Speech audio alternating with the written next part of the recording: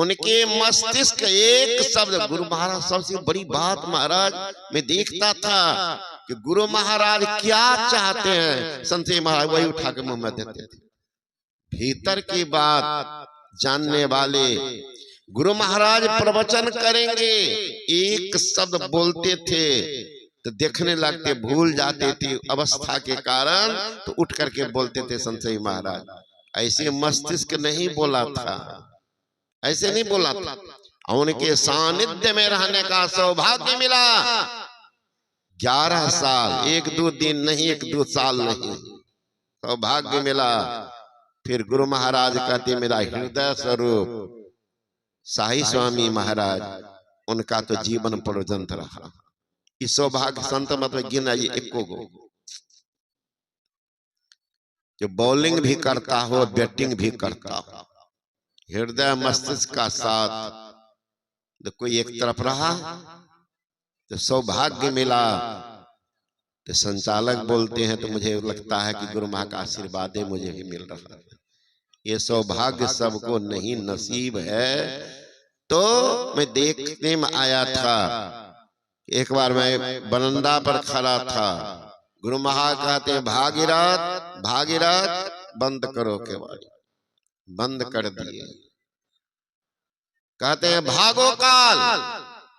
राम राज का नियम नहीं था। हम लोग खिड़की में कान सटा के सुन रहे थे। राम राज का नियम नहीं था कि बाप के रहते बेटा मर जाए। राम राज में बाप है तो बेटा नहीं मरता था, नियम था। राम राज का नियम नहीं था कि बाप के रहते बेटा मर जाए। भागो काल, मैं संसेवी को जाने नहीं दूंगा। श्री सद्गुरु महाराज की जय।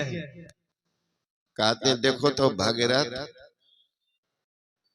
चौकी के नीचे में कौन है, तो भीतर में बैठा हुआ देखो बड़का गिद्ध, घुसा के खिड़की बंद, केवाड़ी बंद, कमरा में गिद्ध कहां से आ गया।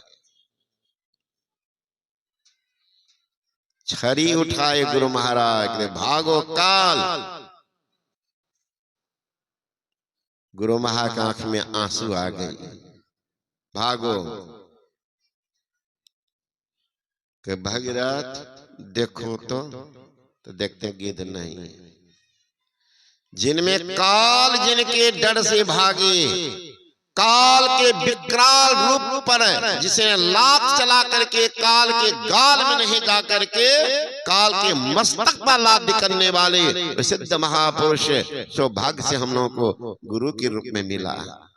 लेकिन अभाग्यता है उनके शरण से भी हम दूर हैं, उनके शरण से दूर हैं। उनकी क्या दशा हो, काल को भगा दिया। सोच सकते हैं आप लोग, सुने भी होंगे, नेपाल की भी घटना है। क्योंकि हमारे सौभाग्यशाली महात्मा जो एक सिद्ध महापुरुष का सानिध्य उनको मिला, रामानंद बाबा, इसी गांव के हैं वो जन्मस्थान। ऐसे तो वे संसार के हैं। लो वहीं की घटना, रेशम लाल बाबू एक है, बहुत धनवान रेशम लाल शाह, गुरु महाराज के बहुत निकटतम धनवान, प्रचार करते थे। अचानक एक उनकी बेहोशी हो गई, लोग सोचाई मर गए। अब शमशान घाट की तैयारी करने लगे, सब कुछ हो गया।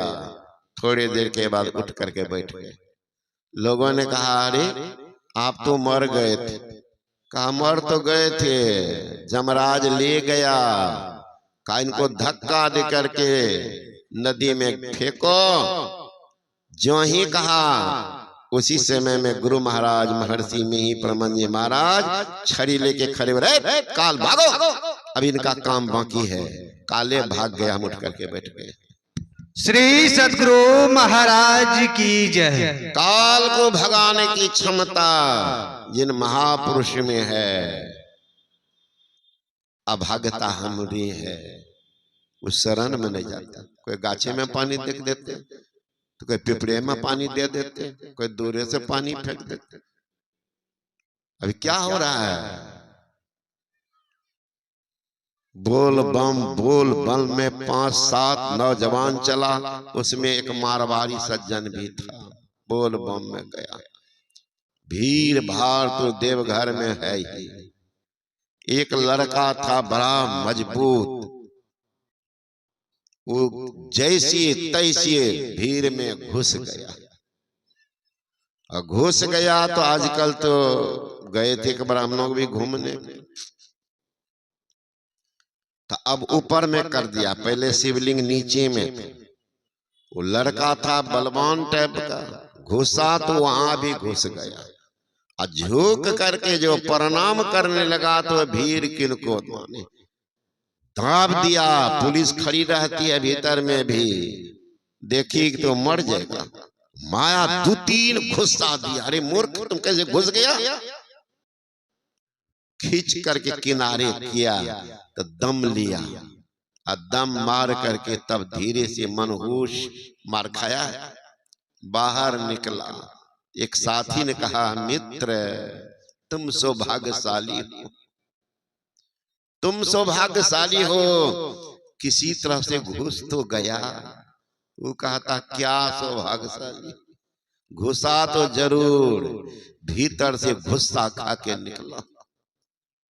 एक ने कहा, अरे तुम तो गोश्ते खाया, तो हम तो सारा पानी इतना सुल्तानगंज से लाए हैं, और सारा गंगा जल हम उसरे पर ढारते।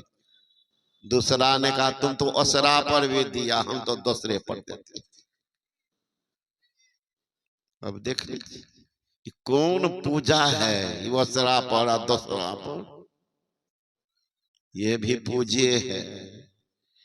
इसलिए ज्ञान होगा, बिनु सत्संग ज्ञान न उपजे, कर लो जतन हजार रे, अब ब्रह्मानंद खोज, गुरु पूरा उतरो भवजल पार।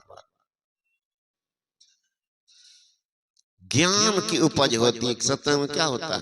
ज्ञान की उपज। अगर ज्ञान होगा तो अज्ञानता हटेगी। Science power is a best power from the arms power.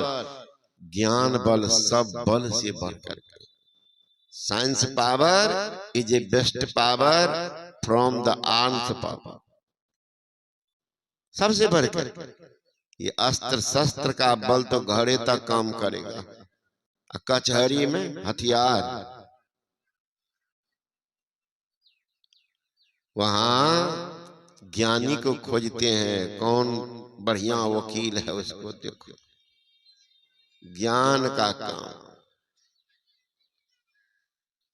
जिनके पास ज्ञान नहीं है उनका कल्याण भी नहीं।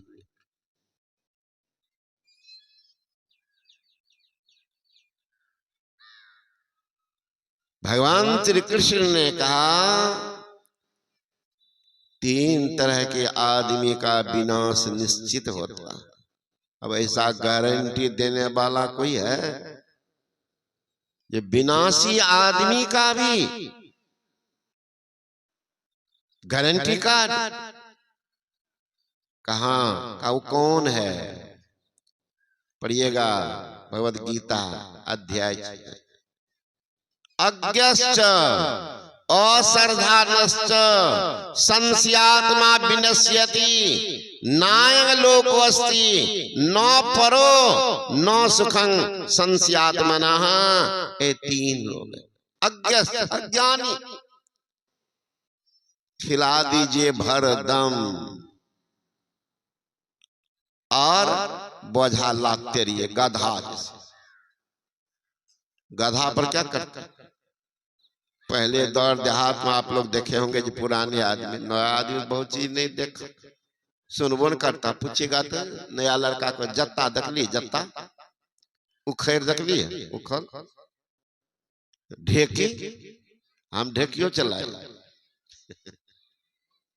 पैर से चलाते बड़ा मन लगता था बच्चा। तो नया लड़का को क्या पता, बहुत आदमी बहुत चीज नहीं जानते। गधा पर पहले क्या करता था, बोल जत्ता लाद के चलता था। आजकल के वो लादने वाला क्या करता है, मोटरसाइकिल पर लाद लेता है, गाड़ी पर। गधाबा को छोड़ दिया, तो गधाबा को छोड़ दिया तो क्या किया, सब गधा कॉलेज में ज्वाइन कर लिया। क्या सब गधा कॉलेज में ज्वाइन किया? और विपत्ति, अब गधा पर बोल्डर लगता, जन्मे लगता उसको से गधा का हुआ है लादने के लिए। एक व्यक्ति लदनिया है, आया संसार में, गांव में सत्संग है, घर में सत्संग है, दूर दूर के महापुरुष आए हैं, और गधाबा को जब देखिए, उधर से द्वार खड़ा रहा तो उधर तो बकरी बांध रहा, उधर ही कर रहा। गधा को कोई मतलब है ना, उतना ही है बेटा पोता का भार ढो रहा गधा का। ऐसे आदमी का विनाश निश्चित। अज्ञ